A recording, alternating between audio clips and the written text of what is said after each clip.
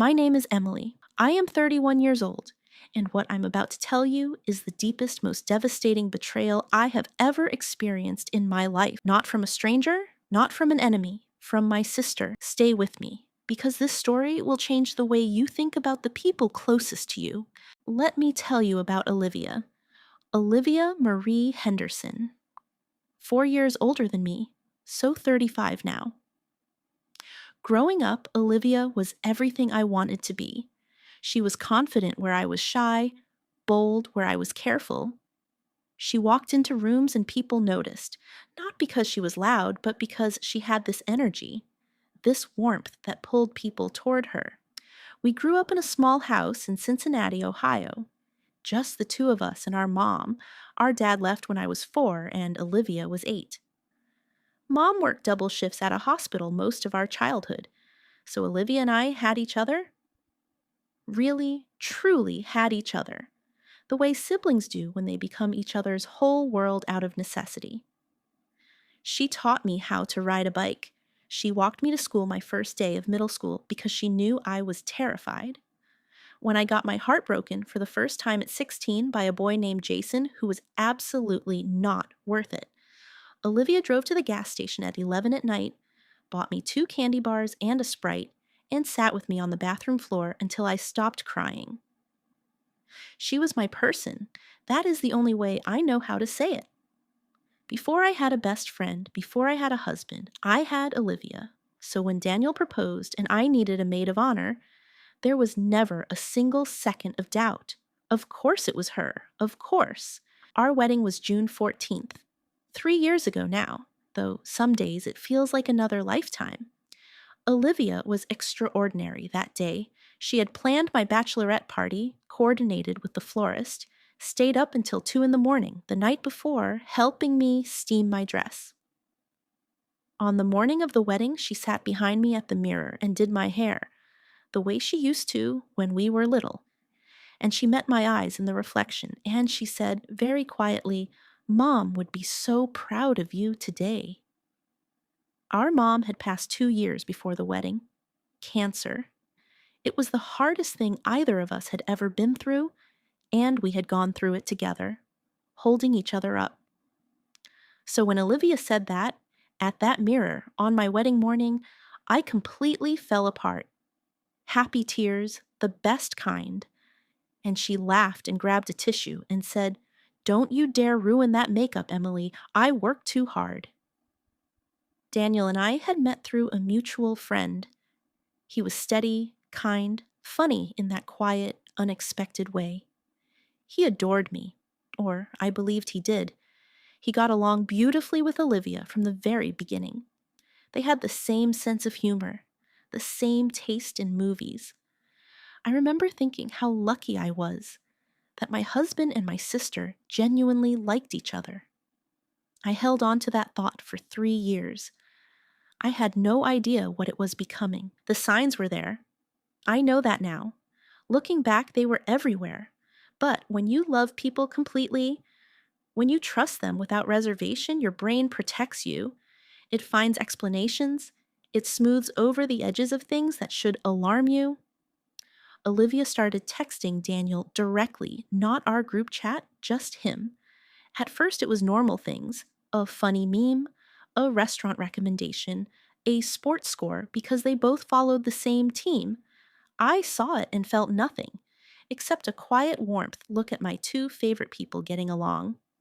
Then she started coming over more, not when I invited her spontaneously. She'd text and say she was in the neighborhood. She'd show up on a Saturday afternoon when I happened to be at the gym or running errands. I'd come home and find them on the couch watching TV, laughing at something, comfortable in a way that should have told me something, but didn't. I told myself this is what family looks like. This is what I always wanted. A husband who loves my sister, a sister who loves my husband. There was one evening, I remember it so clearly. Now I came home from work to find them cooking dinner together in my kitchen. They had music playing. They were laughing. When they heard me come in, something shifted just for a fraction of a second. A micro adjustment. The way two people look when they've been caught in something, even if only they know what that something is. I noticed it. I filed it away under your being paranoid, Emily. I was not being paranoid. It was a Tuesday night in September. Daniel had fallen asleep on the couch. He did that sometimes after long work days, just went out completely, phone on the cushion beside him. I wasn't snooping. I want to be clear about that because it matters to me. I was not a suspicious wife going through her husband's phone. I reached over to turn off the TV, and his phone lit up with a notification. A text preview from Olivia. I could see the first line before the screen went dark again. 4 words. I miss you already. I sat completely still for a very long time. Then I picked up the phone. His passcode was our anniversary. I had known it for years, never had a reason to use it. My hands were not shaking. That surprised me. I thought hands were supposed to shake in moments like this. I opened the messages. I will not read you what I found. Not because I am protecting them, I am not, but because some things, once said out loud, cannot be unsaid, and the details belong to me. What I will tell you is this. It had been going on for 5 months. It was not casual. It was not ambiguous. These were not the messages of 2 people who had made a single terrible mistake. This was deliberate. This was sustained. This was chosen, over and over, 5 months of choosing, by both of them. I put the phone back exactly where I found it. I walked to our bedroom. I sat on the edge of the bed, and I stayed there, completely still, until morning. Daniel woke up at 7. I heard him move around, heard the shower, heard him come into the bedroom to get dressed. He said good morning. I said good morning back. My voice sounded completely normal. I don't know how. He went to work. I sat at the kitchen table for 2 hours. I didn't cry. I didn't call anyone. I just sat there while the morning light moved across the floor, and I thought, with this terrifying clarity that only comes when your world has just ended, I thought about every single moment, every dinner the 3 of us had together, every holiday, every time Olivia hugged me and told me she loved me, every time Daniel kissed me on the forehead and said goodnight. All of it, playing back in my mind like a film I was watching for the second time, finally understanding every scene. At 9 o'clock, I called my Aunt Rosa, my mom's sister, the closest thing to a mother figure I had left. I told her everything in one long, flat, emotionless sentence. There was a long silence on the other end, and then she said, very quietly, very steadily, "Tell me what you need." I said, "I need you to come over." She was there in 40 minutes, and sitting across from her at that kitchen table, the same table where Olivia had sat with me 100 times, where we had shared meals and wine and secrets, I finally started to cry. I cried for a very long time. Not for Daniel, or maybe not only for Daniel. I cried for my sister. I confronted Daniel first. That same evening, when he came home, I was sitting at the kitchen table, same chair, same stillness, and when he walked in and saw my face, he stopped in the doorway. He knew immediately. I slid his phone across the table. I said, very quietly, I read the messages. He sat down. He didn't deny it. I think part of me had hoped he would deny it, just so I could feel something other than this enormous, crushing confirmation. He said, "Emily, I am so sorry. I can't explain it. I know that's not enough." I said, "You're right. It's not."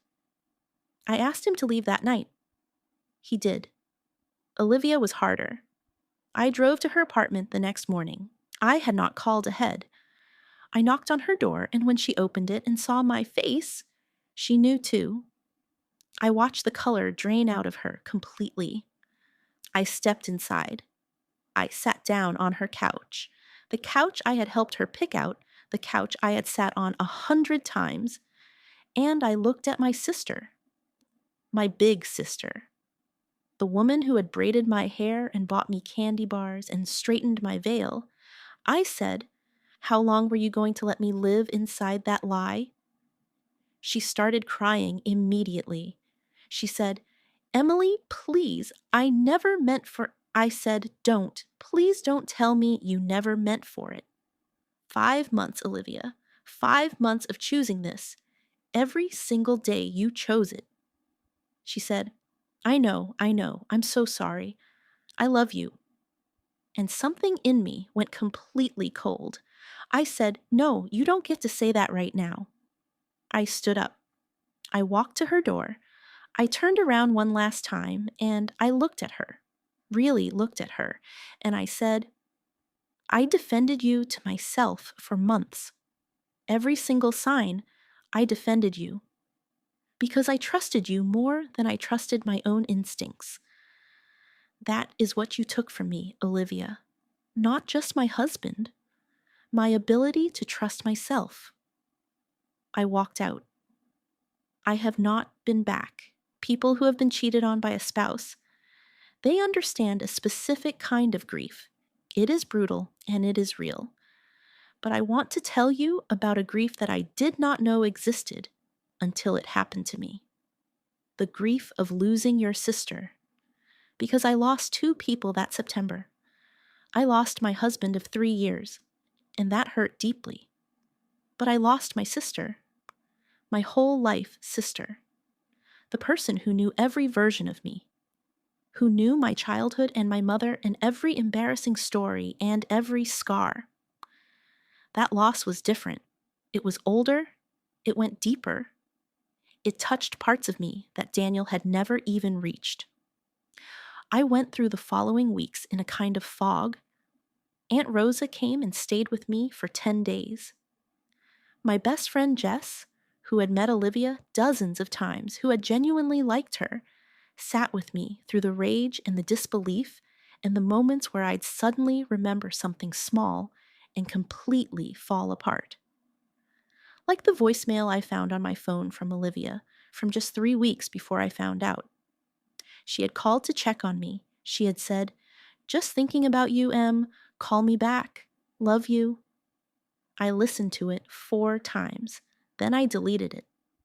The divorce from Daniel moved relatively quickly. We had no children, no property together. He did not fight it. He tried to apologize twice more, once by letter, once in person. I listened both times. I said I heard him. I meant it.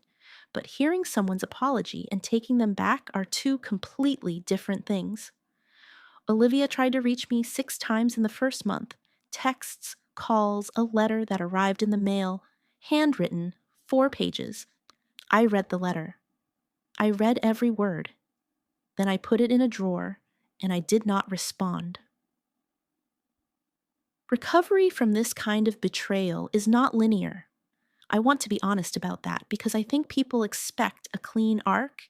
You get hurt, you heal, you move on. It is not like that. It is circular and messy, and some days you think you are completely fine, and then a song comes on in a grocery store and you have to abandon your cart and sit in your car for 10 minutes. But slowly, so slowly, things started to shift. I started therapy in October. My therapist's name is Dr. Sarah Bloom, patient, direct, not afraid of silence. She asked me in our 3rd session, "What does trust mean to you now?" And I sat with that question for a long time. I said, "I think I confused trust with blindness." I trusted Olivia and Daniel so completely that I stopped trusting myself.